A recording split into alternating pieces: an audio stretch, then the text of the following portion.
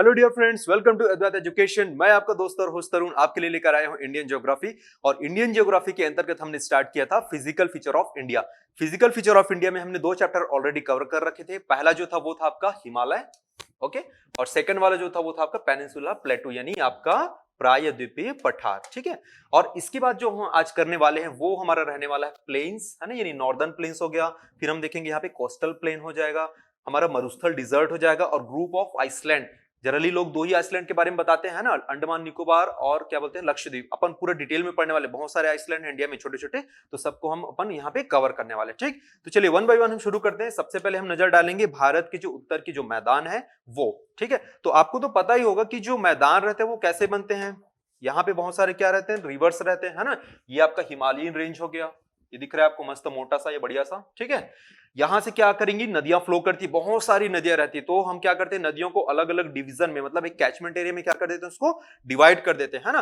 तो वो जो डिवीजन रहता है वो उसको अपन डिटेल में देखने वाले हैं, किसमें हम जो पढ़ेंगे ड्रेनेज सिस्टम, वहां पे हम देखेंगे। ठीक है, फिलहाल के लिए इतना याद रखना, ये सिंधु यानी इसी को बोला जाता है इंडस, इसी से हमारे देश का नामकरण हुआ है, इंडस से इंडिया। ठीक है, इंडस सिस्टम हो गया, फिर हम देखेंगे गंगा हो गया, ब्रह्मपुत्र हो गया। ठीक है, तो ये वाला जो रेंज दिख रहा है, ये देखिए, ये पूरा ग्रीन ग्रीन टाइप को दिख रहा होगा आपको, है ना, ये दिख रहा है आपको ग्रीन ग्रीन, ये वाला रेंज पूरा। ठीक है, ये आपका इंडस यानी आपका सिंधु के लिए हो जाएगा, ये आपका हो जाएगा, ये आपका गंगा के लिए हो जाएगा, और ये वाला हो जाएगा आपका, ये वाला जो रेंज है ये ब्रह्मपुत्र, गंगा पूरा यहां तक। ठीक है, तो ये क्या कर रही जो नदियां हैं, ये अपने साथ धीरे धीरे क्या करती, सेडिमेंट जमा करती हैं, और किसका फॉर्म करती है, मैदान यानी प्लेन्स का फॉर्मेशन करती हैं। ये वाला जो कॉर्नर वाला दिख रहा है इसको अपन बोलते हैं कोस्टल प्लेन। ठीक है, इधर ये जो दिख रहा है ये हो जाती है कोस्टल प्लेन, तटीय मैदान। ये क्यों बनते हैं इसको भी अपन देखने वाले हैं। अभी फिलहाल बात, है ना, किसकी बात कर रहे हैं हम लोग, नॉर्दर्न प्लेन्स यानी जो उत्तर के मैदान है अपन उसकी बात कर रहे हैं। ठीक है, बहुत बड़ा मैदान होता है ये जो मैदान रहता है ना, इसको इनकी भू आकृति के आधार पर, मतलब जो इनकी संरचना होती है उसके आधार पर क्या करते हैं, हम इसको चार पार्ट में डिवाइड करते हैं। जैसे कि याद करिए हिमालय को हमने चार पार्ट में डिवाइड किया था, सेम यहां पर भी हम क्या करेंगे, जो मैदान रहते हैं उसको क्या करेंगे, चार पार्ट में डिवाइड करेंगे। अब सीधी सी बात है, हिमालय जैसे हम पढ़ते हैं ना, ट्रांस हिमालय हो गया, फिर great Himalaya, lesser Himalaya and Shivalik. ठीक है, तो क्या करते हैं, सेम ऐसी, मतलब नॉर्थ से साउथ, उत्तर से दक्षिण, चार भाग में अपन इसको तोड़ देते हैं। कुछ नहीं, देखो वो जो मैदान रहता है वो अपने आप में एक मैदान वाला पार्ट है। सीधी सी बात है, ये आपका हिमालय हो गया यानी कोई भी पहाड़ हो गया, वहां से जब नदियां फ्लो करेंगी, है ना, नदी जब फ्लो करते तो किस में बहेगी, ये प्लेन वाले एरिया में बहती है।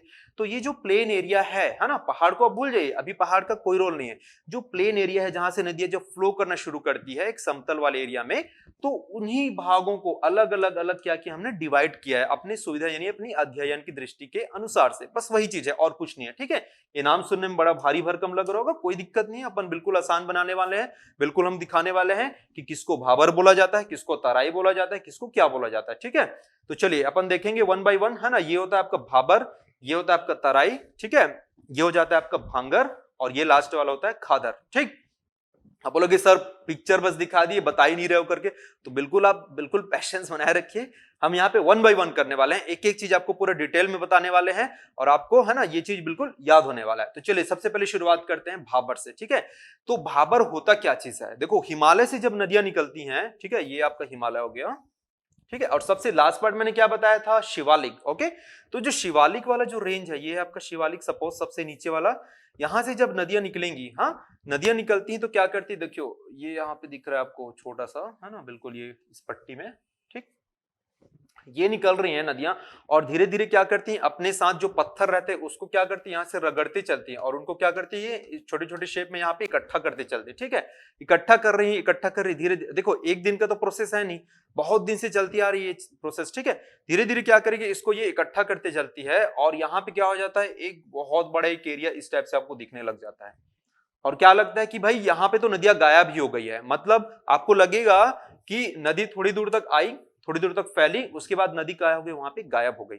मतलब पत्थरों के नीचे क्या हो जाती है, वो अंदर में बहने लगती है, मतलब अंदर में फ्लो करने लगती है, और उसी पार्ट को हम लोग क्या बोलते हैं, भाबर। याद रखना, ठीक है, कहां पर होता है, ये शिवालिक के बिल्कुल पैरेलल होती है, और नदियां इस क्षेत्र में ऐसे प्रतीत होती हैं, ऐसे लगेगा कि वहां पे वो डिसअपियर हो गई, मतलब नदियां गायब हो गई करके, बट गायब नहीं हुई रहती, तो कौन सा रेंज रहता है, याद रखना भाबर। ये पत्थर दिख रहे हैं छोटे छोटे गोल गोल, इन पत्थरों के नीचे में जब आप उस एरिया में घूमने जाएंगे तो कभी देखिएगा ये वाला जो रेंज है ना, जनरली उस जो हिमालयन रेंज हो गया यानी उत्तराखंड है, हिमाचल के जो नीचे वाला है ना रेंज है, वहां पर ये सारी चीज आपको मिलता है। तो ये वो रेंज रहता है मैदान का सबसे ऊपर वाला लेयर, ठीक है, सबसे नॉर्दर्न लेयर रहता है, जहां पर नदियां क्या हो जाती हैं, बिल्कुल अंदर ही अंदर फ्लो करना शुरू करते हैं। उस रेंज को हम लोग क्या बोलते हैं, भाबर। ओके, यहां तक क्लियर हो रहा है, ठीक है। चलिए आगे बढ़ते हैं हम लोग। नेक्स्ट जो रहता है वो होता है तराई। अब क्या होगा, देखो नदियां तो बह रही है ना, ऐसा नहीं है कि भाई वो कहीं जाके अंदर धरती के अंदर जाके समा जाएगी, उनको तो बाहर निकलना ही है। तो क्या होता है, एक रेंज के बाद धीरे धीरे, पत्थर है, पत्थर तब तो क्या था उसके ऊपर था, वो चला गया। अब धीरे धीरे एक रेंज के बाद क्या होता है, वो ऊपर आना शुरू होता है ना, मतलब नमी जो रहती है वो क्या होती है, धीरे धीरे ऊपर आना शुरू होती है। तो ऐसा एरिया जहां पर बहुत ज्यादा आपको नमी मिलेगा, है ना, मतलब जनरली वहां पे घास के मैदान उगाते हैं, ठीक है, वहां पे आपके जंगल मिल जाएंगे वहां पे उस एरिया को, तो वो वाला जो रेंज है वो कहलाता है आपका तराई रेंज, है ना। ये जो क्षेत्र रहता है कैसा रहता है, दलदली या फिर नम, बिल्कुल कैसे रहेगा, आपका वेट रहता है, ठीक है। और यहां पर क्या मिलेगा आपको, फॉरेस्ट। फॉरेस्ट मतलब जो जंगल वाला जो क्षेत्र रहता है वो मिलता है। अभी हालांकि क्या हो रहा है, बहुत सारे जो रेंज है, बहुत सारे जो एरिया है वो डिफॉरेस्टेशन का शिकार, मतलब क्या हो रहा है, लोग उसको खेती वगैरह के लिए क्या कर रहे हैं, उसको काट दे रहे हैं, बट नेचुरली वहां पे क्या रहता है ना, वेजिटेशन पाया जाता है। तो वो जो एरिया क्या कहलाता है, आपका तराई। जैसे आपने सुना होगा दुधवा नेशनल पार्क, ठीक है, कमेंट करके बताइएगा कौन से स्टेट में है। तो वो जो दुधवा नेशनल पार्क है वो इसी रेंज में आता है, किसमें, तराई रेंज में। तो क्या बताया मैंने, भाबर, भाबर का कौन सा रेंज था, स्टार्टिंग रेंज था, वहां से क्या हो गया, नदियां आ रही थी, फ्लो कर रही थी, अचानक गायब हो जाती है, गायब मतलब नीचे दब जाती है, ठीक है। और ये वाला जो रेंज है वहां पे क्या करती है, नदियां फिर से री इमर्ज होती है, मतलब पुनः इनका क्या होता है, मतलब क्या बोलना चाहिए, फिर से क्या करती है, इमर्ज होती है, मतलब बाहर आती है, मतलब हमको क्या होता है, विजिबल होता है। तो ये वाला जो रेंज है क्या कहलाता है, आपका तराई। तो ये दो इंपॉर्टेंट चीजें याद रखिएगा।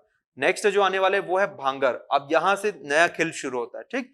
भांगर क्या होता है देखेंगे, जो पुराना जलोढ़ मिट्टी होता है जिसको बोलते हैं हम लोग एलुवियल सॉइल, ठीक है। तो ये जो एलुवियल सॉइल होता है उनसे मिलकर बना होता है, मतलब भाबर और तराई का तो खेल खत्म, अब नदियां अपने नॉर्मल फ्लो में बहना शुरू हो जाएंगी। नॉर्मल फ्लो मतलब जो आप नदी हम देखते हैं, ठीक है, उस फ्लो में बहना ये शुरू करेंगी। अब क्या होता है, ये भी जो प्रोसेस रहता है बहुत पहले से होता हुआ प्रोसेस है, मतलब ऐसा नहीं है कि एक दिन में हुआ, बहुत पहले से हो रहा है ये प्रोसेस, ठीक। तो क्या होगा, ये जो नदियां रहती हैं, है ना, धीरे धीरे धीरे धीरे धीरे क्या करती है, आती चलती हैं और अपने साथ क्या लेके आती है, सेडिमेंट, ठीक है। तो ये जो सेडिमेंट रहता है ये क्या करेगी, यहाँ पे जमा करते जाती है। अब जमा करने के बाद क्या होता है, थोड़ा सा समझना यहाँ पर। ये सपोज एक रेंज हो गया जहां पर नदियां ने पूरा ये सेडिमेंट जमा कर रखा है, ओके, ये सेडिमेंट पूरा जमा कर रखा है, और ये वाला जो है यही उसका पाथ है, यही इसी पाथ से होके वो गुजरेगा। तो क्या करता है, सेडिमेंट ऑलरेडी जमा कर रखा है, किनारों को क्या करेगा, ये काटता चला जाएगा। फिर क्या होगा, थोड़ी देर बाद फिर इन किनारों को काटता चला जाएगा, तो लेयर बाय लेयर ऐसा बनता जाता है, सीढ़ी टाइप का। ये दिख रहा है आपको, ये ऐसा। फिर अगर यहां से फिर अगर नदी आएगी तो फिर ये ऐसा बनेगा, फिर ये ऐसा बनेगा, मतलब ये जो नीचे वाला फ्लो रहता है, हमेशा पानी कहां बहता है, सबसे नीचे वाले फ्लो में बहता है, ठीक है। तो ये इस फ्लो में नदियां बहेंगी। सपोज अगर थोड़ा और ऊपर आया तो इस रेंज में बहेगी, थोड़ा और ऊपर आया तो इस रेंज में बहेगी। बोलने का मतलब ये है, वो जो नदियां रहती है अपने साथ सेडिमेंट को लाके जमा कर दे रहती है, ठीक। जमा करने के बाद क्या होता है, एक लेयर बन जाता है, और इसी लेयर से होकर क्या करती है, नदियां आगे फ्लो करती हैं। ये क्या कैसे मैदान रहते हैं, बहुत पुराने मैदान रहते हैं, याद रखना। और इन्हीं को लोकल लैंग्वेज में बोला जाता है कंकर। क्या बोलते हैं इसको, कंकर, क्योंकि पूछा जा सकता है कंकर क्या होता है करके, इंग्लिश में भी इसको अपन कंकर बोलेंगे, है ना। इस क्षेत्र की जो मिट्टी रहती है ना, जिसमें आपके एल्यूवियल निक्षेप पाए जाते हैं, डिपॉजिट पाए जाते हैं, उसी को हम लोग बोलते हैं कंकर। और सबसे इसका जो लास्ट पार्ट होता है जिसको बोला जाता है खादर, ये बिल्कुल नए मैदान होते हैं, है ना। बिल्कुल नए मैदान बोले तो क्या होगा, जैसे कि पिछले में हमने क्या देखा था, ये आपका सेडिमेंट जमा कर रहा था, ठीक है, और नई नदियां जब आ रही थी, है ना, नदियां जब आ रही थी तो क्या कर रही थी, किनारों को काटते चली जा रही थी, किनारों को काटते चली जा रही थी, और ये जो बचा रहता था यही कहलाता था आपका भांगर। लेकिन यहाँ पे क्या होगा, बचा रहता है उसको नहीं बोलेंगे, ये जब सेडिमेंट ला के जमा करेंगी, हर बार नए सेडिमेंट लाएंगी। बस एक बेसिक अंतर याद रखना, जो सेडिमेंट ला के पहले से जमा कर रखे हैं, पहले से जो है बहुत पहले से, उसको हम लोग बोलते हैं भांगर, इसके जस्ट पहले जो हमने पढ़ा था। और जो नया सेडिमेंट जो हर साल जमा करेंगे, हर साल मतलब जितने बार भी नदियां लेके आएंगी वहां से, जब भी आएंगी, चाहे साल में 2 बार आए, 3 बार आए, वॉट एवर, ठीक है, जितने बार भी आएंगी हर बार क्या करेंगे उन लोग, सेडिमेंट वहां पे जमा करते चले जाएंगे। तो जो सेडिमेंट जमा करने के बाद जो मैदान बनते हैं, है ना, उन मैदानों को बोला जाता है क्या, खादर, याद रखना, ठीक है। और सीधी सी बात है, आप समझिए, फॉर एग्जाम्पल जैसे आप घर में है ना, गमले गमले अगर अगर होंगे आपके घरों में, ठीक है, तो उसमें हम लोग मिट्टी को क्या करते हैं जनरली, हर वर्ष या फिर हर 8 महीने में क्या करते हैं, चेंज करते हैं, है ना। तो हर बार जब चेंज करते हैं तो क्या होता है, उससे उनको नया क्या मिलता है, थोड़ा सा फर्टिलाइज हो जाता है, मतलब उनकी जो उत्पादकता बोल सकते हैं, उस रेंज की जो है ना उत्पादकता, वो क्या हो जाती है, थोड़ी बढ़ जाती है। तो सेम क्या होता है, इस रेंज में हर साल क्या मिलता है उसको, नए एल्यूवियल सॉइल्स मिलते हैं, मतलब नए आपको क्या मिल जाते हैं, मैदान मिल जाते हैं। तो ये जो हर बार नए मैदान मिलते हैं वो आपका कृषि के लिए है ना, स्पेशली अगर हम बोले कौन सी कृषि, तो इंटेंसिव जो है ना कृषि होती है, इंटेंसिव जो एग्रीकल्चर होता है, गहन कृषि जिसको बोला जाता है, उसके लिए क्या होता है, ये बहुत फायदेमंद होता है। तो ये मोटा मोटी क्या था, 4 आपका पार्ट था, किसका, उत्तर के मैदान का। क्या क्या देखा हमने, सबसे पहले हमने क्या देखा था, याद करिए, चलिए थोड़ा सा रिवाइज कर लेते हैं यहाँ पे, है ना। सबसे पहले हमने देखा था यहाँ पे भाबर, ठीक है, भाबर, भाबर क्या था बताया था मैंने, ये जो नदियां रहती हैं, है ना, इसके नीचे पत्थरों के नीचे क्या होती है, फ्लो करना शुरू कर देती है, मतलब नदियां यहाँ पे गायब हो जाती है। फिर हमने क्या देखा था, हमने देखा था नेक्स्ट जो था वो था तराई, ठीक है। तराई में क्या होता था, इस पर्टिकुलर रेंज में जो नदियां हैं वो रीइमर्ज होती है, मतलब फिर से पुनः इसका उद्भव होता है, ओके। फिर हमने देखा था ये जो तहड़ रेंज था, इसको हमने क्या बोला था, हमने बोला था इसको भांगर, ठीक है, भाबर ये था, ये भांगर, ठीक है। भांगर जो था उसमें क्या हो रहा था, ये पुराने, ये दिख रहे बिल्कुल, ये ओल्ड है, ये है ना, बहुत पुराने, मतलब पहले से ये क्या किए थे, नदियां जब आई थी तो अपने साथ सेडिमेंट जमा की थी, और उसमें क्या बनाया था, एक पुराने चूने निक्षेप यानी एल्यूवियल सॉइल से मिट्टियों को क्या करते थे, इसने जमा कर रखा था। फिर क्या होता था, अब देखो नदियां एक साल में तो ऐसा नहीं है कि एक बार आई फिर नहीं आएगी, बार बार आते रहती, तो उस रास्ते से है ना काटते चले जाती हैं, और काटने के कारण इन्हें इस टाइप का कुछ शेप बन जाता था, तो इन्हीं मैदानों को क्या बोला जाता था, है ना, भांगर। और सबसे लास्ट वाला जो हर बार नया बनता था, बिल्कुल हर बार बिल्कुल न्यू, सबसे न्यू जो रहता था, इसको बाढ़ वाले मैदान भी बोलते हैं, है ना, इसको क्या बोलते हैं हम लोग, बाढ़ वाले मैदान, जिसको किस नाम से जाना गया था, खादर के नाम से जाना गया था, ठीक है। तो ये था आपका उत्तर के मैदान यानी नॉर्दर्न प्लेन्स, जिसमें 4 पार्ट हमने कवर किया, ओके। अब हम जो नेक्स्ट पढ़ने वाले वो है आपका कोस्टल प्लेन, या फिर जिसको हम लोग बोलने वाले हैं तटीय मैदान, ठीक। तो मैंने बताया था स्टार्टिंग में, जो उत्तर के मैदान थे, है ना, वो किसके द्वारा बने गए थे, गंगा हो गया, ब्रह्मपुत्र हो गया, है ना, सिंधु, इंडस, इसके द्वारा। और ये जो कोस्टल प्लेन है, ये जो तटीय मैदान है ना, वो किनके द्वारा बनाए जाते हैं, कैसे बनाए जाते हैं, वो अपन यहाँ पे देखने वाले हैं। तो देखो, 2 हमारे कोस्ट होते हैं ना, कौन कौन सा कोस्ट हो जाएगा, एक हो जाएगा आपका पश्चिमी तट यानी वेस्टर्न कोस्ट, और एक हो जाएगा आपका पूर्वी यानी ईस्टर्न कोस्ट। तो हमने ये भी पढ़ा था, याद करिए, जो पेनिनसुला प्लेटू वाला जो रेंज था, है ना, वो वाले चैप्टर में हमने देखा था, क्या देखा था, कि 2 घाट होते हैं हमारे, कौन कौन से, एक था आपका पश्चिमी घाट और एक था आपका पूर्वी घाट, ठीक है। तो ये जो पश्चिमी घाट था, ये बिल्कुल ऐसा था, इस टाइप का, और इधर था आपका पूर्वी घाट, ये थोड़ा कटा फिटा था, ठीक है। तो पश्चिमी घाट से जो निकलने वाली नदियां हैं, है ना, ये किधर फ्लो कर रही थी, यहां से फ्लो इधर कर रही थी, बट कुछ एक छोटी छोटी नदियां हैं, ऐसे नहीं कि सारी नदी इधर फ्लो करेंगी, छोटी छोटी जो नदियां जो इधर भी फ्लो करती है। तो यहीं पर क्या कर रहे हैं, एकदम बिल्कुल पतला सा, बिल्कुल नैरो, जिसको बोलते हैं बिल्कुल संकीर्ण पट्टी में क्या था, एक मैदान है, जिसको क्या बोला जाता है, पश्चिमी तटीय मैदान। सिमिलरली इधर आपका, इधर से जो जाने वाली नदियां हैं, जो डेल्टा बनाएंगी यहाँ पे, है ना, डेल्टा के कारण भी बहुत सारे मैदानों का निर्माण करती हैं, उनको हमने बोला है पूर्वी तटीय मैदान, ठीक। तो चलिए 1 बाय 1 हम देख लेते हैं, है ना, कौन कौन से मैदान कहां कहां पर है, ठीक है। यहां पर एक चीज जो पूछा जाता है, इंडिया के जो मैदान वाला जो रेंज रहता है ना, चाहे ईस्ट की बात करूं चाहे वेस्ट की बात करूं, एक चीज हमेशा जनरली पूछा जाता है, जो कोस्ट का जो नाम रहता है, ठीक, बहुत इंपॉर्टेंट है कोस्ट का जो नाम है। जैसे ये वाला जो दिख रहा है, ये गुजरात, इसको हम लोग बोलते हैं काठियावाड़, क्या बोलते हैं इसको हम लोग, काठियावाड़। आगे वाली स्लाइड में पूरा डिटेल लिखा हुआ है, डोंट वरी, है ना, चाहो तो आप देख सकते हो उसको, ठीक है। उसको हम बोलते हैं काठियावाड़। ये वाला जो रेंज दिख रहा है, ये ठीक है, मुंबई से गोवा, इसको हम लोग बोलते हैं कोंकण। क्या बोलेंगे हम लोग इसको, कोंकण, कोंकण कोस्ट यानी कोंकण तट, है ना। उसके बाद जो कर्नाटका से ये इधर केरला वाला है, कौन सा, कर्नाटक से केरला, इसको हम लोग बोलते हैं मालाबार। मिलिट्री एक्सरसाइज भी आपने सुना होगा, युद्ध अभ्यास, मालाबार युद्ध अभ्यास, है ना, तो वो इसी रेंज में होता है, ओके। फिर यहां से इधर जब हम चलेंगे, ये हो गया आपका कौन सा साइड हो गया, ये पश्चिमी साइड हो गया। इधर हम आने वाले हैं, इसको हम लोग देख रहे हैं हम लोग पूर्व की ओर, ओके। तो यहां से इधर जो मिलेगा ये वाला रेंज, है ना, मतलब तमिलनाडु और आंध्र वाला, इसको हम लोग बोलते हैं कोरोमंडल। कोरोमंडल, देखो हम लोग जब क्या बोलते हैं, जलवायु पढ़ेंगे, है ना, मतलब क्या बोलते हैं, जिसमें क्लाइमेट के बारे में पढ़ेंगे, इंडिया के क्लाइमेट के बारे में, तो वहां पर देखेंगे, वहां पर भी स्पेशली आपको बोला जाएगा कि भाई मालाबार रेंज में आया, कोरोमंडल रेंज में आया, तब आपको कंफ्यूज नहीं होना चाहिए कि यार ये क्या बात कर रहे हैं सर, है ना, हवा में बात कर करके। तो आपको पता रहना चाहिए किसको कौन सा रेंज बोलते हैं। ठीक, ये हो गया कोरोमंडल। और यहां से फिर आंध्रा से भी, है ना, हाफ आंध्रा से इधर लगभग उड़ीसा वाला जो रेंज रहता है, इसको हम लोग बोलते हैं उत्तरी सरकार यानी नॉर्दर्न सरकार। ठीक है, तो ये सारा चीज आपको याद रखना है, क्योंकि कई बार एग्जाम में इनडायरेक्टली भी पूछा जाता है कि कौन सा रेंज कहां पर पड़ता है करके।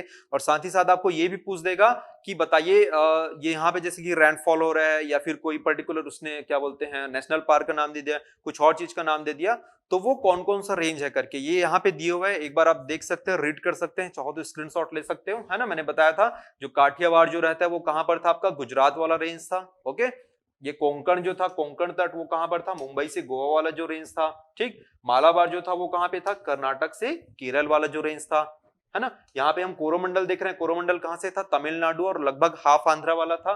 और नॉर्दर्न सरकार था ऊपर से, है ना, जो कृष्णा और गोदावरी के जो क्या बोलते हैं मुहाने हैं, जहां से कृष्णा और गोदावरी जहां पे गिरती है, उसके ऊपर से इधर वाला जो रेंज है महानदी और जो आपके ब्राह्मणी नदी वाला है। ड्रेनेज सिस्टम में पूरा डिटेल में कराने वाला हूं, डोंट वरी। तो ऊपर वाला जो रेंज है वो कहलाता है आपका नॉर्दर्न सरकार। अच्छा, यहीं पर एक और चीज आप थोड़ा सा नोटिस करिएगा। ठीक, कई बार छोटा छोटा दे देता है, जैसे ये कर्नाटक वाला रेंज है ना, तो इसको हम लोग कई बार बोल देते हैं कैनरा तट या फिर कन्नड़ तट, इसका सब रेंज है। बेसिकली आपको देखो, ये काठियावाड़ ये वाला जो दिख रहा है गुजरात वाला, ये वाला दिख रहा है मुंबई से गोवा, ये कोंकण है ना। और यहाँ पे ये जो दिख रहा है केरल और कर्नाटका, ये अपन बोलते हैं इसको मालाबार।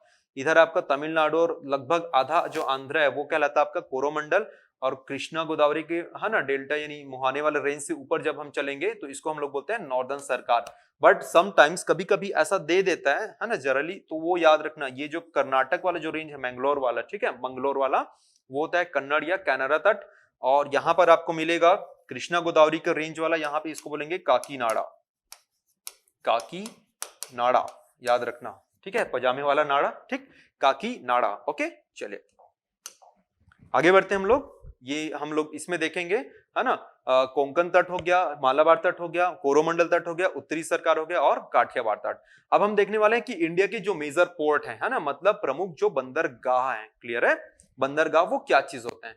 अच्छा, अब आपको भी ऐसा कंफ्यूज होता है क्या, बंदरगाह मतलब ऐसा बंदर वंदर मंकी वगैरह ऐसे कुछ रिलेटेड है करके, जैसे राजपाल यादव को जो हो रहा है ना, कि भाई ये बंदरगाह क्या होता है। तो देखो सिंपल सा नाम है, थोड़ा सा इस पे अपन चलेंगे, है ना। ये अरबी लोग जो रहते हैं ना, थोड़ा सा बंदरगाह, ठीक। तो देखो ये इसका अगर संधि विच्छेद करो, सीधी सी बात है, सारे जो हिंदी नाम रहते हैं स्पेशली, है ना, उर्दू ये सब नाम रहते हैं, उसका कुछ नहीं करना है, संधि विच्छेद करना है। बंद मतलब क्या होता है, बिल्कुल क्लोज। दर मतलब बोलता है ना, आया तेरे दर पे दीवाना करके, दर मतलब वो पर्टिकुलर उस जगह का नाम रहता है, ठीक है, या स्थान। और गाह मतलब जहां पे अपन रुकते हैं, ठहरते हैं। तो क्लोज, ऐसा क्लोज एरिया जहां पर कौन रुकता है, कौन ठहरता है, जो इनके पोर्ट्स रहते थे, सी पोर्ट्स जो रहते थे, यानी आपके क्या बोलते हैं जो जहाज रहते थे, है ना, वो, क्योंकि देखो जहाजों का जो आना जाना बहुत पहले से हो रहा है, कई जमाने से हो रहा है। तो इन लोग क्या कैसा जगह चूज करते थे, जनरली खाड़ी वाला जगह। खाड़ी मतलब जिसको क्या बोला जाता है, आपका गल्फ। ओके, मतलब क्या होगा, ये पूरा लैंड पार्ट है, ये है ना, ये पूरा लैंड पार्ट है। और ये अंदर दिख रहा है यहाँ पर, ये समुद्र अंदर यहाँ पे ऐसा घुसा हुआ है। तो क्या होता था जनरली, ये समुद्र वाला जो पार्ट है यहाँ अंदर घुसा हुआ है, यहाँ पर क्या करते थे, अपने जहाजों को लाते थे और यहाँ पे इन लोग रखते थे। तो उस जगह को बोला गया बंदरगाह, ठीक। और वही जगह को हम लोग धीरे धीरे डेवलप कर करके हमने बना दिया उसको फिर अभी के डेट में मेजर पोर्ट यानी बड़े बंदरगाह।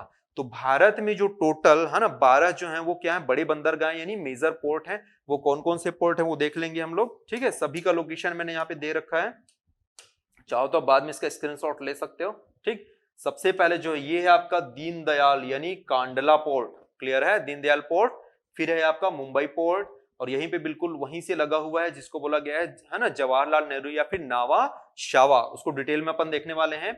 ये पणजी को मेजर पोर्ट में काउंट नहीं करते अपन, है ना, ये यहीं पे है, गोवा के पास ही है, मुअरमगांव, इसको अपन काउंट करेंगे।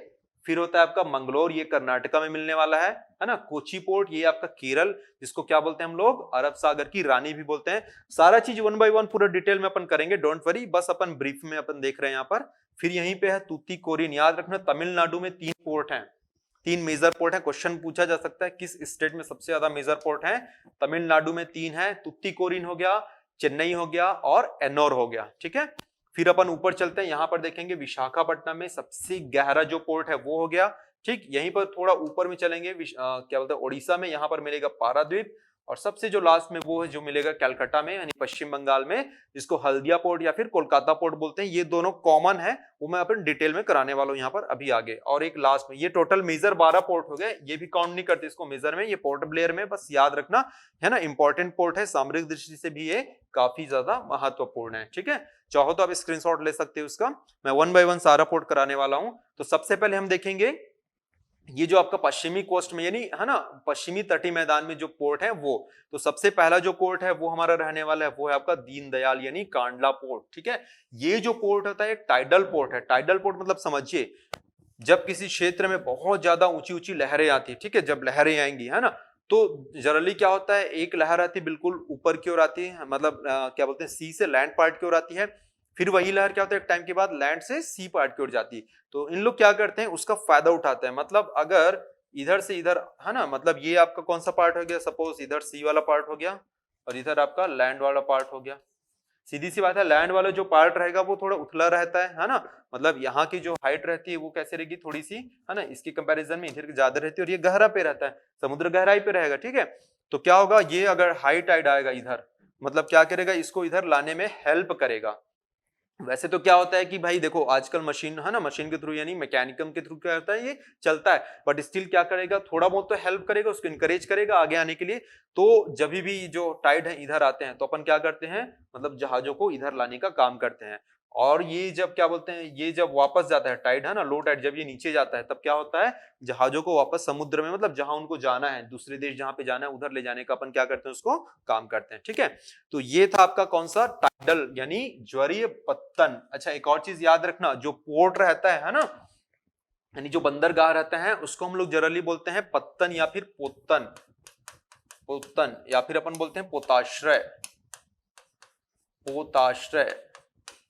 ये पोत से बना है, पोत मतलब होता है आपका जहाज, और आश्रय मतलब जहां पे उसको रहना है या फिर जहां पे ठहरना है उसको, ठीक है, वही होता है का पोताश्रय। जैसे कि आपने देखा होगा साउथ की बहुत सारी जो सिटीज हैं, है ना, स्पेशली, है ना, आंध्र वाली जो सिटीज हैं, उनके नाम कैसे हैं, विशाखापट्टनम हो गया, है ना, मसूलीपट्टनम हो गया, भवानीपट्टनम हो गया। तो जो पट्टनम या पत्तन होता है वो क्या है, ये यही चीज है, मतलब जो पोर्ट वाला जो एरिया है, जहां पर पहले जमाने में, यानी हमारी जो हिस्ट्री में जब हम देखेंगे, तो पहले जमाने में जो पोर्ट हुआ करते थे उसी को बोला गया है पत्तन या फिर पोतन, ठीक है। तो ये था आपका, कहां पे, ये गुजरात में है। और कैसा पोर्ट है ये, ज्वरी यानी एक टाइडल पोर्ट है, किसके नाम पर है, दीनदयाल उपाध्याय जी के नाम पे है। ओके, कहां पर है ये, कांडला, ठीक। नेक्स्ट देखने वाले हैं, सेकंड है आपका मुंबई पोर्ट, ठीक है, महाराष्ट्र में। ये सबसे बड़ा नेचुरल, याद रखना, हमारे इंडिया में बहुत सारे ऐसे पोर्ट हैं जो नेचुरल हैं, बहुत सारे ऐसे पोर्ट हैं जो आर्टिफिशियल हैं। तो सबसे बड़ा है, ओके, और सबसे ज्यादा, यानी सबसे ज्यादा बिजी है, ये सबसे बिजिएस्ट है, सबसे व्यस्ततम बंदरगाह कौन सा है, मुंबई पोर्ट। और इसी जो व्यस्तता है उसको दूर करने के लिए, है ना, उसके जस्ट राइट साइड में थोड़ी दूर बाद नई मुंबई में, जिसको बोला गया है न्हावा शेवा, और इसका नामकरण किया गया है किनके नाम पर, जवाहरलाल नेहरू, यानी हमारे first prime minister of India, उनके नाम पर किया गया है, जवाहरलाल नेहरू पोर्ट। और यही भारत में सबसे बड़ा कंटेनर पोर्ट है। कंटेनर आपने जानते होंगे, कंटेनर एक बहुत बड़ा है ना, ट्रक के जैसे ट्रॉली जैसा एक ढांचा शेप होता है, जिसमें क्या रहता है, बहुत सारा सामान आता है। मतलब अगर मैं बात करूं अगर वर्ल्ड की, तो सबसे ज्यादा जो है ना ट्रेड या फिर बोल सकते हो व्यापार, ये सब जो होता है वो सबसे ज्यादा किससे होता है, शिपिंग के थ्रू होता है। वही तो उसमें क्या रहता है, जो सामान रहता है उसी को हम क्या बोलते हैं, कंटेनर। तो सबसे ज्यादा लोडेड जो कंटेनर होता है वो किस पोर्ट में होता है, वो जवाहरलाल नेहरू पोर्ट में। नेक्स्ट जो रहने वाला है वो है आपका गोवा में, मैंने बताया था मुर्मगांव, ठीक है, मरमगांव। और ये किस नदी के किनारे पर स्थित है, तो याद रखना जुआरी। गोवा में दो प्रमुख नदी है, जुआरी और मांडवी, ये पूछा जाता है बहुत सारे एग्जाम्स में, ठीक है। तो जुआरी नदी के किनारे पर स्थित जो पोर्ट है जिसका नाम है मुर्मगांव पोर्ट, और कहां पर है, कौन से स्टेट में, ये गोवा में, ठीक। ये थोड़ा सा आप मैप में देख लीजिए, ये यहां पर ये वाला जो रेंज दिख रहा है ना, ये यहां पर है आपका मुंबई पोर्ट, और इधर ये वाला जो दिख रहा है ये यहां पर है आपका जवाहरलाल नेहरू पोर्ट, ठीक है। थोड़ा सा और मैं डिटेल में यहाँ पे दिखा दूं आपको, है ना। ये यहाँ पे जैसे आप गए होंगे मुंबई, तो गेटवे ऑफ इंडिया है यहाँ पे, और यहीं से जो लगा हुआ जो रेंज है ये बिल्कुल यहाँ पे, है ना, ये पूरा ये कहलाता है आपका बॉम्बे पोर्ट, सबसे पुराना पोर्ट है ना, बहुत पुराना बंदरगाह। और इधर जब आप आएंगे, इधर जैसे आप गए होंगे तो एलिफेंटा की गुफा मिलती है, वहां से आपको ले जाते हैं घुमाने के लिए बढ़िया सा। और यहीं पे एलिफेंटा की गुफाओं के पास ये वाला जो रेंज है, यहीं पे आपका जवाहरलाल नेहरू यानी नावा शावा, ठीक है। तो इनका लोकेशंस याद रखना, कई बार पूछ सकता है जमाने के लिए। देखो ज्योग्राफी मैंने बार बार बताया, पूरा का पूरा मैपिंग का खेल है। आप एटलस निकालिए, आपको वहां पर उसमें दिखेगा। एटलस की सुविधा नहीं है तो चुपचाप मस्त से बढ़िया सा गूगल मैप करिए, है ना, मोबाइल तो चलाते हो आप, कोई दिक्कत नहीं है, गूगल मैप करिए, ये सारा चीज वहां पे मिलने वाला है। मैंने भी वहीं से निकाला है, कोई नया चीज नहीं है ये, ठीक है। चलिए आगे मूव करते हैं हम लोग। नेक्स्ट मैंगलोर, है ना, मैंगलोर ये कहां पर है, आपका कर्नाटका में है, ठीक है। और यहां पर मैंने आपको बताया था फिजिकल ज्योग्राफी में, मैंने एक चीज आपको बताया था, है ना, वहां पे बाबा बुदान की पहाड़ियां हैं। और कर्नाटका शिमोगा वाला ये सब जो रेंज है वो किसके लिए फेमस है, आयरन ओर के लिए फेमस है। तो ये जो बंदरगाह है ये किसके लिए फेमस है, ये आपके आयरन ओर जो एक्सपोर्ट करते हैं, मतलब लौह जो आपके अयस्क रहते हैं उसको निर्यात करने के लिए क्या करते हैं, यहाँ पर यूज करते हैं, किसको, इस पोर्ट को। ओके, नेक्स्ट जो रहने वाला है वो है हमारा केरला का कोचीन पोर्ट। कौन सा, कोचीन, है ना। और ये कहां पर स्थित है, वेम्बनाड झील, यहाँ पर एक बहुत फेमस झील है, लेक है जिसका नाम है वेम्बनाड। ओके, और ये किसके लिए फेमस है, सीधी सी बात है, जो चीज वहां पर मिलेगा, मतलब जहां पर जिस चीज की पैदावारी अधिक होती है उस चीज को अपन क्या करते हैं, एक्सपोर्ट या फिर इंपोर्ट करते हैं, उसके लिए फेमस है। तो यहाँ पर मसाले और नमक, ठीक है, इनके, है ना, स्पाइसेस और साल्ट, इनके लिए क्या है, ये फेमस है। और इसी को बोला जाता है क्वीन ऑफ अरेबियन सी, किसको, कोचीन को। याद रखना, अरब सागर की रानी, कई बार पूछा गया एग्जाम में, अरब सागर की रानी किसको बोलते हैं, तो कोई लड़की वड़की नहीं है भाई, याद रखना कौन है ये, कोचीन को बोला गया, कोचीन पोर्ट को बोला जाता है ना। ऑप्शन में दे देगा आपको, है ना, अभी एक लड़की फेमस है बहुत साउथ में, क्या नाम है उसका, रश्मिका, तो ऑप्शन में दे देगा, रश्मिका को बोलते हैं, रश्मिका को नहीं बोलते, किसको बोलते हैं अपन, कोचीन को बोलते हैं। कोचीन पोर्ट क्या नाम, किस नाम से जाना जाता है, अरब सागर की रानी। क्लियर, चलिए आगे बढ़ेंगे। नेक्स्ट है, अच्छा इसमें मैं दिखा दूं कि कोचीन पोर्ट है वो कहां पर है ना। ये देखिए, ये यहाँ पर है आपका कोचीन पोर्ट। इसको थोड़ा सा मैं अगर बड़ा करूंगा तो ये ऐसा दिखेगा, थोड़ा सा और बड़ा कर देता हूं, ठीक है। ये अब इससे बड़ा करने मत बोलना भाई, अगर इससे बड़ा करना है तो आप खुद जाइए गूगल मैप में, और गूगल मैप में नहीं जाना है तो मस्त चले जाइए लॉकडाउन खत्म होने के बाद यहाँ पे घूमने के लिए। तो यहाँ पे मैं इसको क्यों दिखाने वाला हूँ, उसके इंपॉर्टेंस है, थोड़ा सा समझिएगा, ठीक है। ये जो रेंज दिख रहा है, ये ऐसा इस टाइप का बहुत सारा है ना। यहाँ पे क्या होगा, समुद्र का पानी इधर ऐसे आता है, ठीक, ये इधर से पूरा, ये देखिए कहां जितना भी खाली जगह दिखेगा वहां से क्या होता है, समुद्र को पानी वहां पे एंटर करेगा। तो ये वाले जो पर्टिकुलर रेंज है इनको बोला जाता है बैक वाटर। क्या बोलते हैं हम लोग इसको, बैक वाटर, बैक वाटर, या फिर हिंदी में हम इसी को बोलते हैं कयाल, याद रखना। तो ये जो रेंज है कयाल, है ना, ये क्या होता है, स्पेशली यहाँ पे नौकायन आपने सुना होगा, जैसे बागी मूवी वगैरह हो गया, 2-3 मूवीज वगैरह में भी दिखाया है ना, ऐसे मस्त क्या करते हैं, बहुत सारा बहुत बड़ा एक लंबा नाव रहता है, उसमें बैठ के मस्त से इन लोग नाव चलाते हैं, ठीक है। मछली पकड़ने का काम किया जाता है वहां पे, बहुत सारी, है ना, मछली अंदर आ जाती मस्त, एक बार जाल में आती फंस जाती। तो ये वाला जो रेंज है ना, वो कहलाता है आपका, मैंने बताया था यहाँ पे बैक वाटर, ठीक है, बैक वाटर, और इसी को हम लोग क्या बोलते हैं, कयाल, ठीक। और साथ ही साथ यहाँ पर जो नौकायन होता है, नाव दौड़, है ना, इसको किस नाम से जाना जाता है, नेहरू ट्रॉफी वल्लमकली, याद रखना, क्या बोलते हैं इसको, नेहरू ट्रॉफी वल्लमकली। और कहां पर आयोजित किया जाता है, पुन्नमदा। ओके, केरल का जो रेंज है वहां पे कयाल वाला जो रेंज है। तो कई बार पूछा गया एग्जाम में कयाल होता क्या चीज है, तो कयाल क्या है, मालाबार में स्पेशली, है ना, कौन से रेंज में, मालाबार, ठीक है, मालाबार यानी केरला वाला जो लास्ट वाला बॉर्डर वाला जो रेंज है उसमें मालाबार तट में स्पेशल जो स्थलाकृति पाई जाती है, स्पेशल स्ट्रक्चर पाया जाता है, जहां पर क्या होता है बताया मैंने, समुद्र का जो पानी है वो कहां घुसता है, ये अंदर घुसता है, कौन से वाले पार्ट में, लैंड पार्ट के अंतर्गत छोटे छोटे जो है ना शेप बने रहते हैं वहां पे अंदर घुसते हैं, और उसी स्पेशल जो शेप है उसको बोला जाता है कयाल। और किसके लिए फेमस है बताया मैंने, ये नौकायन के लिए, नौका दौड़ के लिए, साथ ही साथ बहुत सारे खूबसूरत प्लेस है यहाँ पे, हनीमून प्लेसेस भी हैं, ठीक है।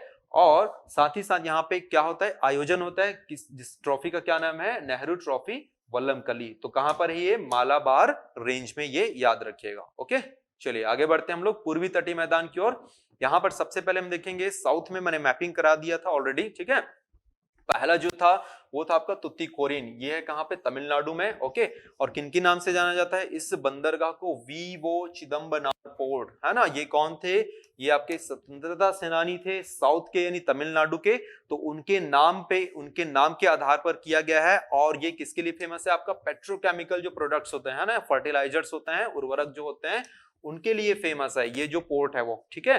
किनके नाम पर है मैंने बताया, याद रखना, नाम पूछा जा सकता है।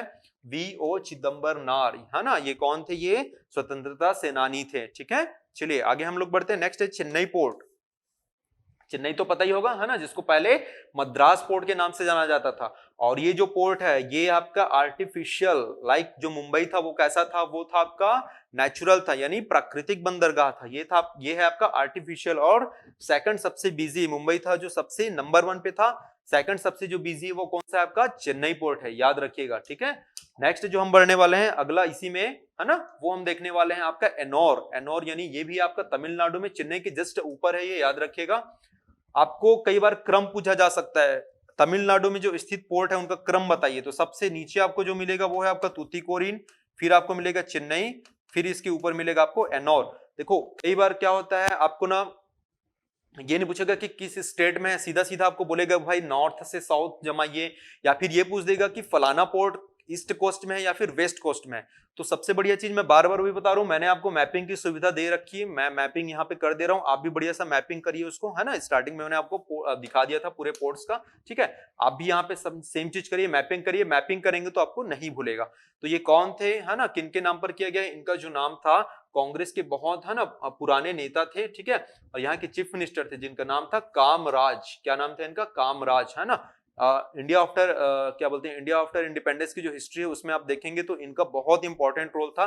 माना जाता है कि इंदिरा गांधी अगर नहीं होती तो सारा सारा जो दारोमदार था, वैसे तो था, बट जान रहे हो आप उनकी जो फैमिली का एक अलग ही बैकग्राउंड रहा है ना, अलग ही इंपैक्ट रहा है। तो अगर इंदिरा गांधी नहीं होती तो पूरा का पूरा जो रोल था वो ये बंदा निभाने वाला था, है ना। क्या नाम था इनका, के कामराज। और इन्हीं कामराज के नाम पर ही पोर्ट का नाम किया गया, कौन से पोर्ट का, एनोर पोर्ट का, ठीक है। कौन थे ये, तमिलनाडु के पूर्व मुख्यमंत्री और कांग्रेस के बड़े लीडर थे। ओके चलिए नेक्स्ट हम देखने वाले हैं विशाखापट्टनम पोर्ट, ठीक। तो विशाखापट्टनम पोर्ट इसलिए भी इंपॉर्टेंट है, छत्तीसगढ़ में, है ना, बैलाडीला की जो खदानें है दंतेवाड़ा में, वहां से जो आयरन ओर रहता है वो पूरा का पूरा, है ना, एक्सपोर्ट जो करते हैं, जैसे अपन जापान के, साउथ कोरिया के, जो भी उस, है ना, नॉर्थ ईस्ट जो कंट्रीज में हम जो, है ना, भेजते हैं, तो वो कहां से भेजते हैं हम लोग, इसी विशाखापट्टनम पोर्ट से। साथ ही साथ जो विशाखापट्टनम पोर्ट है भारत का सबसे गहरा, यानी डीपेस्ट, सबसे गहरा क्या है, बंदरगाह है, याद रखना। तो ये भी पूछा जाता है भारत का सबसे गहरा कौन सा है, तो विशाखापट्टनम पोर्ट। ओके चलिए आगे बढ़ेंगे। नेक्स्ट जो हमें उड़ीसा में जो देखने वाले हैं वो है आपका पारादीप। क्लियर। अब सीधी सी बात है, उड़ीसा भी एक ऐसा स्टेट है ना, मिनरल्स की दृष्टि से भी बहुत ज्यादा इंपॉर्टेंट है। तो वहां पे एल्यूमिनियम भी होता है, बहुत ज्यादा बॉक्साइट का उत्पादन होता है, ठीक है। तो लोहा और एल्यूमिनियम, यानी आयरन और एल्यूमिनियम का जो एक्सपोर्ट है हम लोग कहां से करते हैं, पारादीप, यानी आपका जो उड़ीसा में स्थित बंदरगाह, वहां से करते हैं। सीधी सी बात है, जो मेरे को पास पड़ेगा, है ना, मैं उस बंदरगाह से करूंगा। ऐसा तो नहीं ना कि एल्यूमिनियम को लेके चला गया मस्त मैं गोवा, भाई मैं वहां पे फिर ले जाके बेच रहा हूँ। जितना मैं ले जाऊंगा नहीं उससे ज्यादा मेरे को लागत का पैसा लगेगा। तो जो मेरे को सबसे पास पड़ता है मैं वहां से करता हूँ। तो मेरे को सबसे पास कौन सा पड़ रहा है यहाँ पे, उड़ीसा के लिए पारादीप, ठीक है। ठीक है, उसके बाद हम लोग नेक्स्ट देखने वाले हैं वो है हमारा कोलकाता, या फिर जिसको बोलते हैं हल्दिया पोर्ट। दोनों देखो एक दूसरे के आसपास ही हैं। इसका रीजन मैं बताऊंगा, है ना, रीजन क्या है कैसा है। एक चीज याद रखना, भारत का एकमात्र नदी बंदरगाह है, और कौन सी नदी पर है ये, हुगली पर। ओके कैसा है, देखो बाकी जो बंदरगाह मैंने बताया था इसके पहले जो क्या हो रहा था, वो था बिल्कुल कोस्ट के किनारे, मतलब जो समुद्र के किनारे था। ये ऐसा नहीं है, ये क्या है, थोड़ा सा दूर है, मतलब थोड़ा सा नहीं, कम से कम 100 किलोमीटर अराउंड ऊपर इधर से नदी आती है, हुगली नदी। हुगली कौन सी नदी है, एक्चुअली गंगा का ही पार्ट है, याद रखना, अलग से कोई दूसरी नदी नहीं है। और क्या हो रहा है यहाँ पे, ये भी एक तरह का कैसा है, जैसे हमने देखा था कांडला जो था वो था आपका टाइडल, मतलब जो ऊंची लहरों के कारण जो, है ना, जो क्या बोलते हैं आपकी जो शिप रहते हैं, ठीक है, कंटेनर्स रहते हैं, वो जब अंदर आते हैं पोर्ट की ओर, सेम यहाँ पर भी सेम रूल अपन क्या करते हैं, अप्लाई करते हैं, फॉलो करते हैं। तो ये वहां पे जो एरिया बहुत पहले का था, एक्चुअली क्या था, कोलकाता बहुत पहले से बसा हुआ शहर था ना, और थोड़ा अंदर था, बोल सकते हैं समुद्र से थोड़ा ऊपर है, बिल्कुल समुद्र के किनारे नहीं है। तो वो पहले से क्या था, विकसित था। तो कोशिश किया गया कि उसी को ही अपन क्या कर दे, पोर्ट का शेप दे दें, ठीक। थोड़ा सा यहाँ पे डिटेल में देख लेते हैं। अच्छा किसके नाम पर, याद रखना, ये था श्यामा प्रसाद मुखर्जी, जनसंघ के फाउंडर थे, है ना। जनसंघ आगे चल के जनता पार्टी, बाद में बीजेपी बनी, तो उसके फाउंडर मेंबर थे, कौन थे, श्यामा प्रसाद मुखर्जी, उनके नाम पर इसका नामकरण किया गया है। ओके तो ये है आपका कोलकाता पोर्ट, ठीक। और यहाँ पर नीचे है हल्दिया, ये देख सकते हैं, ये है आपका हल्दिया, और ये आपका कोलकाता। दोनों पोर्ट हैं, याद रखना, दोनों है ना आसपास स्थित हैं, लगभग 90 टू 100 किलोमीटर। यही जो नदी है हुगली नदी, ये देखो ये ऐसे आई हुई है ऐसे, ठीक है। तो जो बोट रहते हैं ये ऐसे जाके ऐसा ऐसा ऐसा ऐसा यहाँ पर जाके मस्त से बढ़िया सा आराम करते हैं। तो उसको यहाँ पर ना बना करके कहाँ पे बनाया गया है, ये यहाँ पर बनाया गया। याद रखना एक और फेमस जगह यहीं पर नाम है डायमंड हार्बर, है ना। तो कई बार पूछा जाता है लोकेशंस कहाँ कहाँ पे, नीचे आपका हल्दिया है, ऊपर डायमंड हार्बर है, और यहीं से ऊपर जब हम जाते हैं यहाँ पे ये आपका कोलकाता पोर्ट। ये कौन सी नदी पर मैंने बताया, ये है आपका हुगली नदी पर, ठीक है। ये आपका पारादीप है, इसको भी आप देख सकते हो।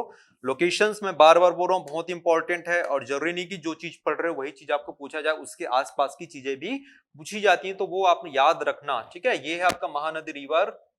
यहाँ पर एक फेमस जगह है जिसका नाम है कटक, है ना। जिसको आगे से पढ़ो चाहे पीछे से पढ़ो, पढ़ाएगा कटक। ये है आपका भुवनेश्वर, क्लियर। ये है आपका फेमस जगह जिसका नाम है कोणार्क, है ना, सूर्य मंदिर, सन टेम्पल।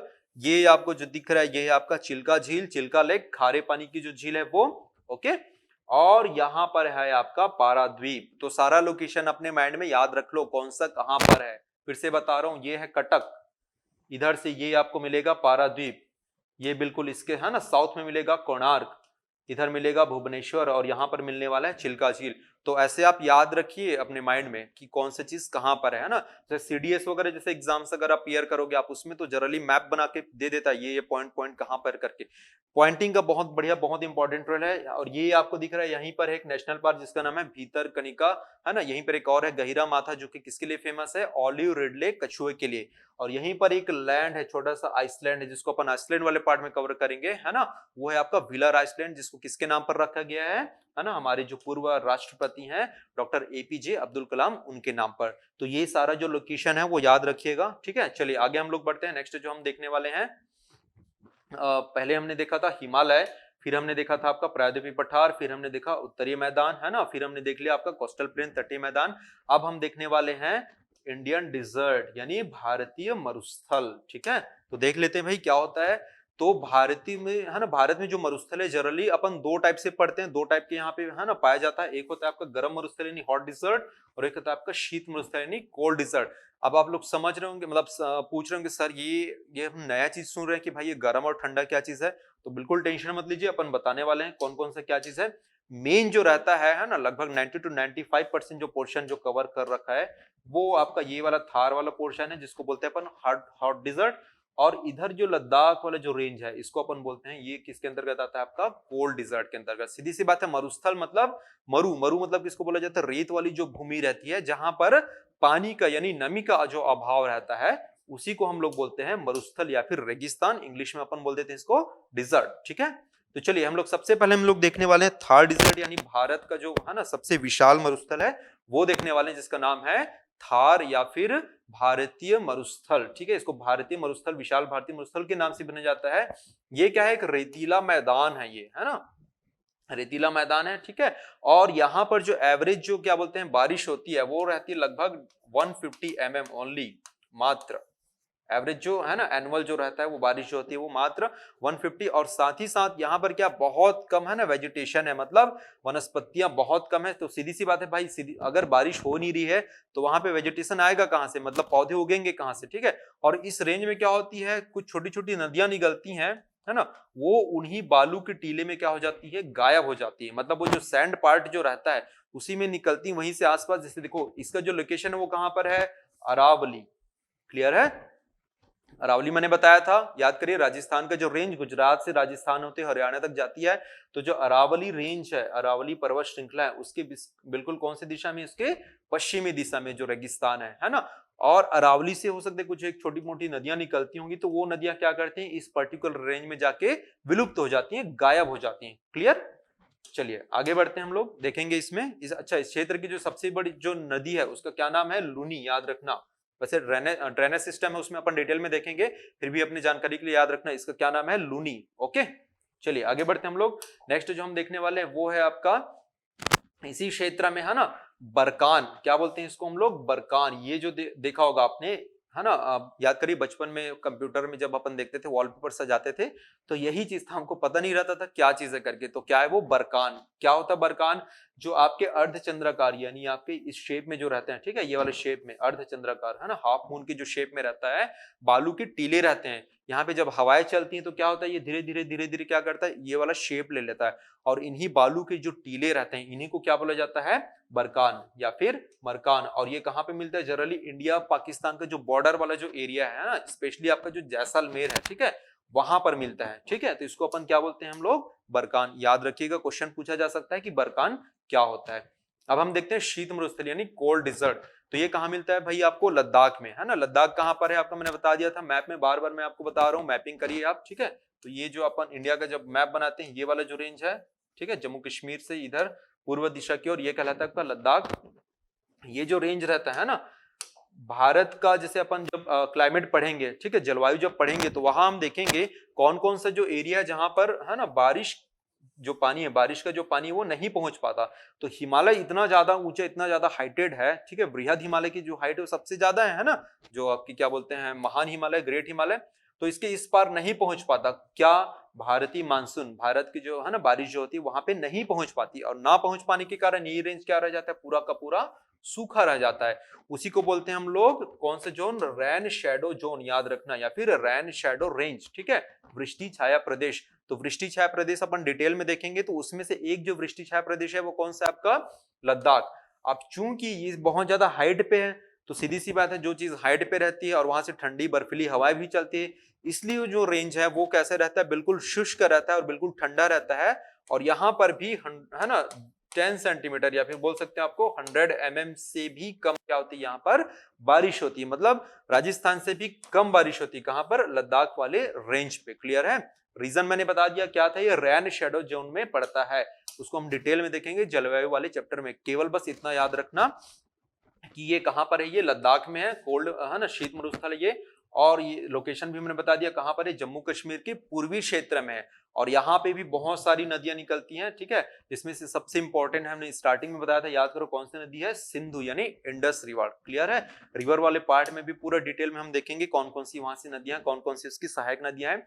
ये वो समय था जब हम लोग गए थे यहाँ पे, है ना। और इसी वैली को बोला जाता है, यहाँ पे एक वैली जिसका नाम है नुब्रा वैली। क्लियर है? कौन सी वैली? नुब्रा वैली। ये भी क्वेश्चन पूछा जा चुका है। कहां पर है ये? तो लद्दाख वाला जो क्षेत्र है जहां पर बिल्कुल रेगिस्तान है, और यहाँ पे जो ऊंट मिलते हैं ना, ये डबल कुबड़ वाले रहते हैं। कुबड़ मतलब समझते हैं ना ऊंट का, जैसे ये कुबड़ ये दिख रहा है ये, ठीक है, यहाँ पे एक और कुबड़ दिख रहा होगा, तो दो कुबड़ रहते हैं इधर के ऊंट के। क्लियर? चलिए आगे बढ़ेंगे हम लोग। नेक्स्ट जो करने वाले हैं वो हमारा ग्रुप ऑफ आइसलैंड यानी द्वीप समूह। ठीक, तो द्वीप समूह में हम देखेंगे कौन कौन से भारत में द्वीप समूह है। तो दो द्वीप समूह पर मेजर रूप में पढ़ते हैं, एक होता है आपका अंडमान निकोबार और एक होता है आपका लक्षद्वीप। ठीक, तो चलिए वन बाय वन मैं दोनों कवर करा देता हूं। सबसे पहले हम लोग देखने वाले हैं अंडमान। ओके, तो अंडमान निकोबार द्वीप समूह कहां पर स्थित है? सीधी सी बात है, बे ऑफ बंगाल में, है ना। आप मैप निकाल के देखिए, वहां पर बंगाल की खाड़ी में मिलने वाला है अंडमान निकोबार द्वीप समूह। और इसका जो पोजीशन है वो कितना है? 6 डिग्री, है ना, नॉर्थ से 14 डिग्री नॉर्थ। याद करिए इंडिया का जो पोजीशन आप लिखते थे 8 डिग्री 4 मिनट नॉर्थ से 37 डिग्री 6 मिनट नॉर्थ। नोट्स बनाया होगा आपने, ठीक है, क्योंकि देखो वीडियो तो मैं पुराना ला नहीं सकते, यहाँ पे आपके पास नोट्स होना चाहिए। आप नोट्स को देखिए, मैंने लिखाया था यहाँ पर। तो पोजीशन कैसे था ये इंडिया अगर हम बनाते थे अपन, ठीक है, ये नीचे वाला पार्ट रहता था 8 डिग्री 4 मिनट नॉर्थ और ऊपर वाला 37 डिग्री 6 मिनट। तो सिमिलरली अंडमान निकोबार का जो सबसे नीचे वाला जो पोर्शन है ये लंबा है बिल्कुल ऐसा, ठीक है। तो ये सबसे नीचे जो इंदिरा पॉइंट है निकोबार वाला वो मिलेगा आपको 6 डिग्री नॉर्थ पे। और ये ऊपर वाला जो है ना कोको, कोको जो पढ़ेंगे अपन क्या होता है कोको बताएंगे, ये है आपका मतलब सबसे नॉर्थ अंडमान है वो है आपका 14 डिग्री पे। तो ये जो लोकेशन है आप मैप में देखिए, मैं भी और दिखाऊंगा, डोंट वरी, ठीक है। तो इसका लोकेशन है और कहां पर स्थित मैंने बताया, बे ऑफ बंगाल यानी बंगाल की खाड़ी में। टोटल बंगाल की खाड़ी में कितने? लगभग 572 आपके आइसलैंड्स हैं, छोटे छोटे बहुत सारे, ठीक, जिनमें से इनका जो निर्माण है कैसे हुआ है? जलमग्न पहाड़ों से। मतलब क्या होता है देखो, आपके क्या बोलते हैं जो समुद्र वाला जो क्षेत्र है वहां पर भी बहुत सारे आपको पहाड़ मिलेंगे। अब अगर वाटर लेवल इंक्रीज कर गया, है ना, बहुत ज्यादा बढ़ गया, तो पहाड़ नहीं दिखेंगे।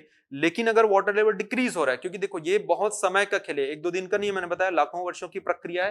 तो जब धीरे धीरे क्या होता है, जैसे कि ये बहुत सारे ऐसे ऐसे माउंटेन रेंज है, अगर यहाँ ऊपर लेवल तक पूरा पानी भर गया तो आपको कुछ नहीं दिखेगा। लेकिन अगर ये पानी अगर इसी लेवल पे भरा है तो ये छोटे छोटे पार्ट्स दिखेंगे कि नहीं? जैसे आप मैप में देख सकते हैं, यहाँ पे देखिए ये दिख रहा है, ये ऐसा इस टाइप का ठीक है, ये पहाड़ है, यहाँ पे क्या धीरे धीरे क्या भर गया, पानी भर गया। अगर ये पूरा ऊपर में पानी भर जाए तो आपको कुछ नहीं दिखेगा, पानी धीरे धीरे खत्म हो जाए, हो सकता है यहाँ पर कुछ और होगा, जब पानी का लेवल और डाउन होगा तो वहां पे और दिखेगा।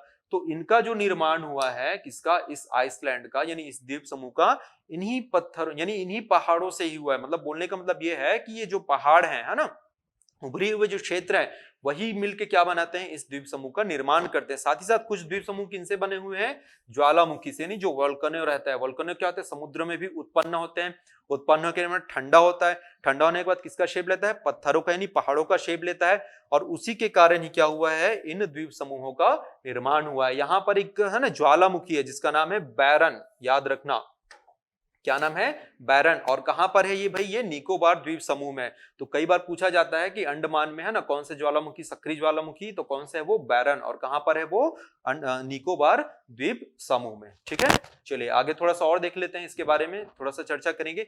यहाँ की जो अधिकांश है ना जो जनसंख्या है, मतलब जो पॉपुलेशन है वो ट्राइब्स है, मतलब यहाँ पे जनजाति लोग अधिक रहते हैं। क्लियर, उन जनजातियों के नाम है जैसे कि जारवा हो गया, नॉर्थ सेंटलीज हो गया, ठीक है, आपके ग्रेट अंडमानीज हो गया, है ना, ओंगे हो गया, शोम्पेन हो गया, पीने वाला शैंपेन ही याद रखना, ये जनजाति है।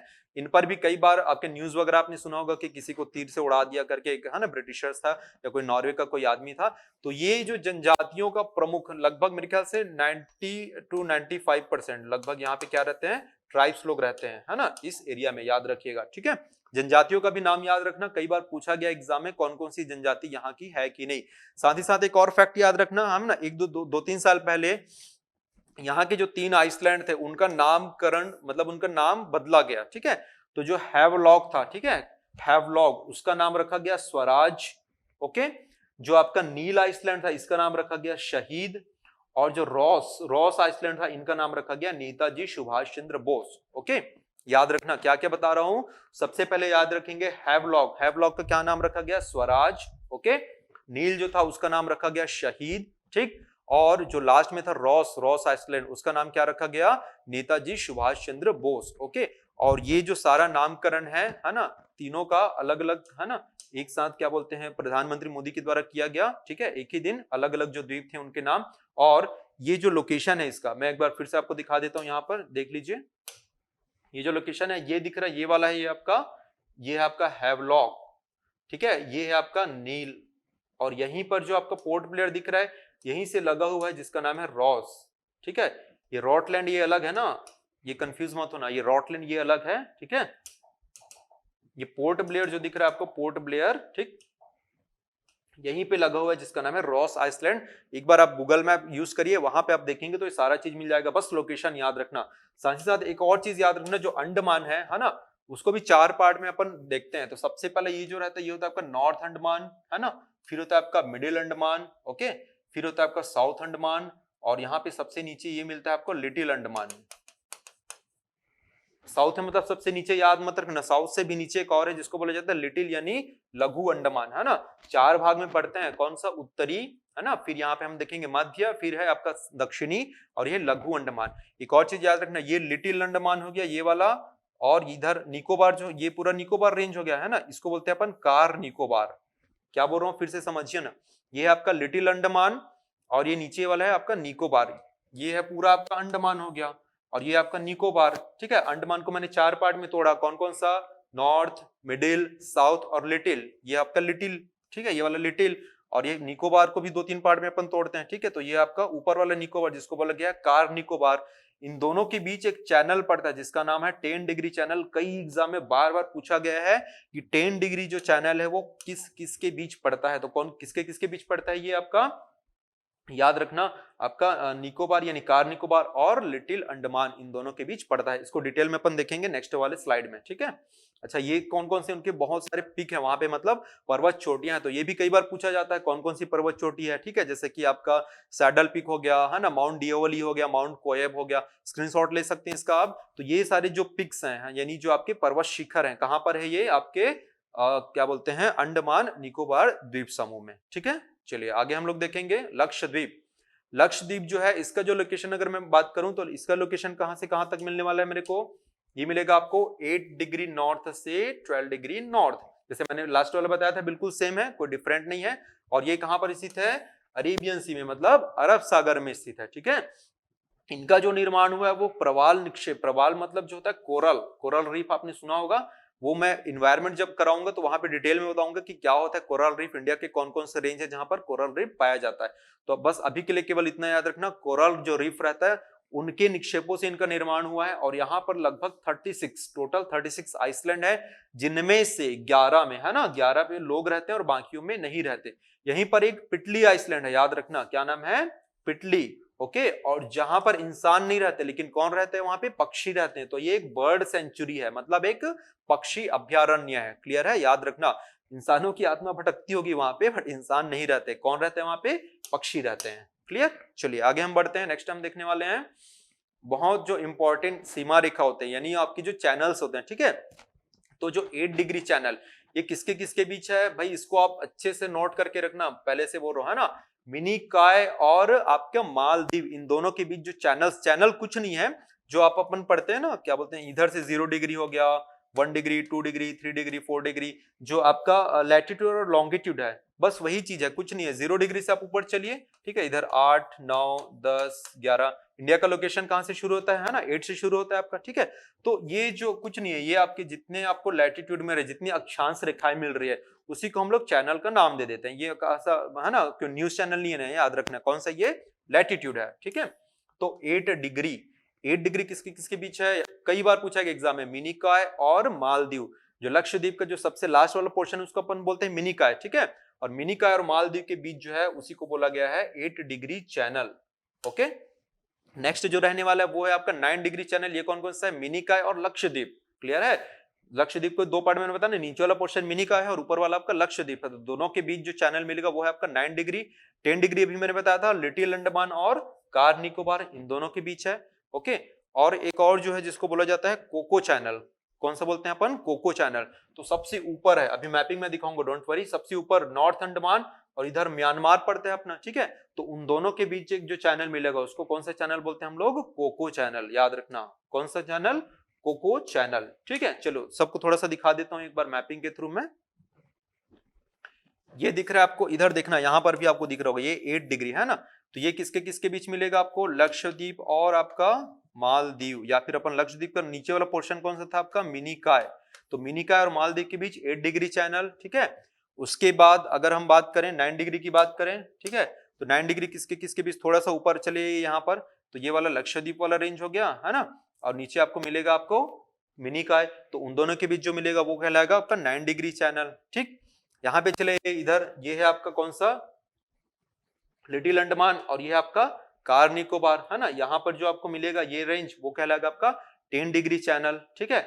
उसके बाद मैंने क्या बताया था, ये है आपका अंडमान वाला रेंज और इधर है आपका कौन सा, आपका म्यांमार, ठीक। तो यहाँ पर एक जो रेंज मिलता है चैनल उसको हमने क्या बोला था, कोको चैनल। तो सारा का सारा खेल मैपिंग का है, स्पेशल कुछ नहीं है, ठीक। चलिए थोड़ा सा अपन आगे देख लेते हैं, यहाँ पे एक पैसेज है जिसका नाम है, एक जल संधि जिसका नाम है डंकन, ये भी कई बार पूछा गया है, ठीक है।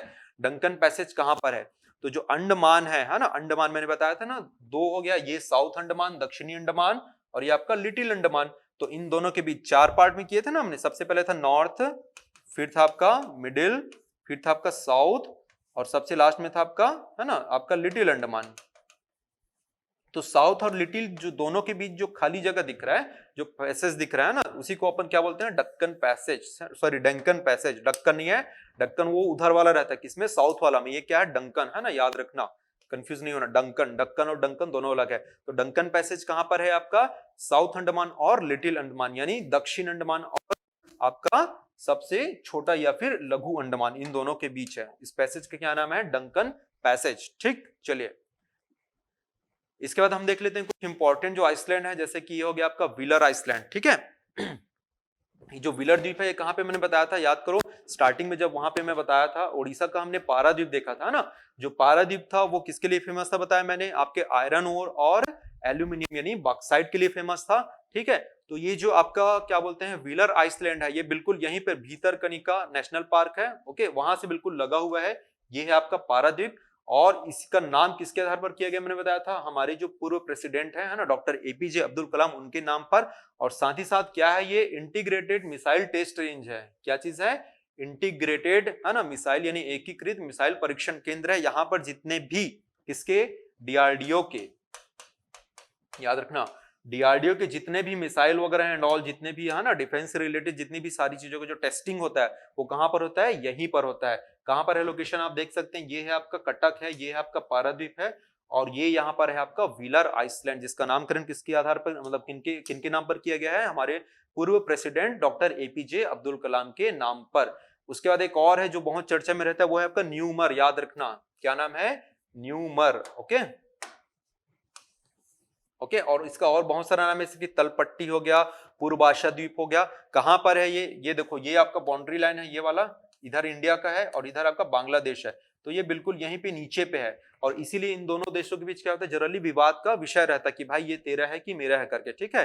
तो ये चीज भी याद रखना, कई बार पूछा गया एग्जाम में कि न्यूमर आइसलैंड का विवाद किन देशों के बीच है? तो इंडिया और बांग्लादेश के बीच। लोकेशन आपने देख लिया, ये यहाँ पर है, बिल्कुल बाउंड्री लाइन है इंडिया का, ठीक है।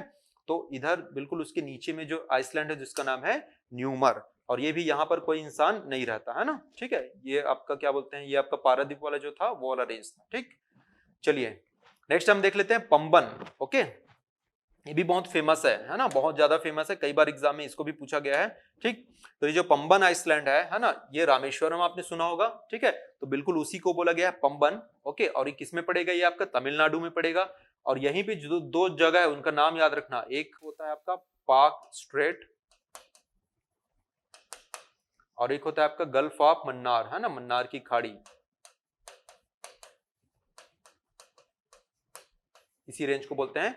तो दो चीज याद रखिएगा, है ना, एक साथ में पूरा यहाँ पे कवर कर रहा हूं। सबसे पहले देखना कहां पर है, कहां पर बताया मैंने, ये रामेश्वरम द्वीप के नाम से जाना जाता है इसको, है ना। साथ ही साथ जो ग्रुप है, जो ब्रिज का ग्रुप है, उसको एडम ब्रिज भी बोलते हैं। कई बार पूछा गया एग्जाम में, एडम ब्रिज है ना, ग्रुप समूह क्या चीज है? तो यहाँ पे बहुत सारे आपको ब्रिजेस मिलेंगे, ठीक है, उसी को बोला गया है एडम ब्रिज। क्लियर? और ये जो रेंज कहलाता है, मतलब पाक स्ट्रेट यानी पाक जल डमरू मध्य, ये दो देशों के बीच जल समझौता है। किसके किसके बीच? याद रखना, ये है इंडिया और ये है आपका श्रीलंका। तो इन दोनों के बीच जो जल समझौता किसके नाम से हुआ है? पाक स्ट्रेट यानी पाक जल डमरू मध्य के नाम से। और यहीं पर जो खाड़ी है, यहीं पर जो गल्फ वाला जो रेंज है, उसी को बोला जाता है मन्नार की खाड़ी, जो आपका मरीन नेशनल पार्क है ना, बहुत फेमस है। पूरा हम लोग डिटेल में देखने वाले एनवायरमेंट वाले पार्ट में, तो वहां पे मैं है ना कवर कराऊंगा। ओके, बस अभी के लिए केवल इतना याद रखना, इसको बोला जाता है इस रेंज को पाक स्ट्रेट, ठीक है। और ये पंबन जो आइसलैंड है वो कहां पर है? आपका रामेश्वरम। और अगर मैं स्टेट की अगर बात करूं तो कौन सा स्टेट आएगा मेरा? तमिलनाडु, ठीक, ये याद रखना। ओके, एक और चीज जो इम्पोर्टेंट बाउंड्री लाइंस की अगर मैं बात करूं, है ना, तो दो तीन बाउंड्री लाइंस हैं, वो अपन याद रखना। सबसे पहले जैसे अगर मैं डूरन लाइन की अगर मैं बात करूं, ठीक है, तो डूरन लाइन किसके किसके बीच है? आपका इंडिया, सॉरी, अफगानिस्तान और पाकिस्तान, याद रखना, ठीक है। ये आपका अफगानिस्तान वाला रेंज हो गया, है ना, ये अफगानिस्तान है और ये पाकिस्तान, इन दोनों के बीच जो लाइन है, ठीक है, जो भी बाउंड्री लाइन है, इंटरनेशनल बाउंड्री लाइन, उसको अपन जानते हैं डूरन लाइन के नाम से।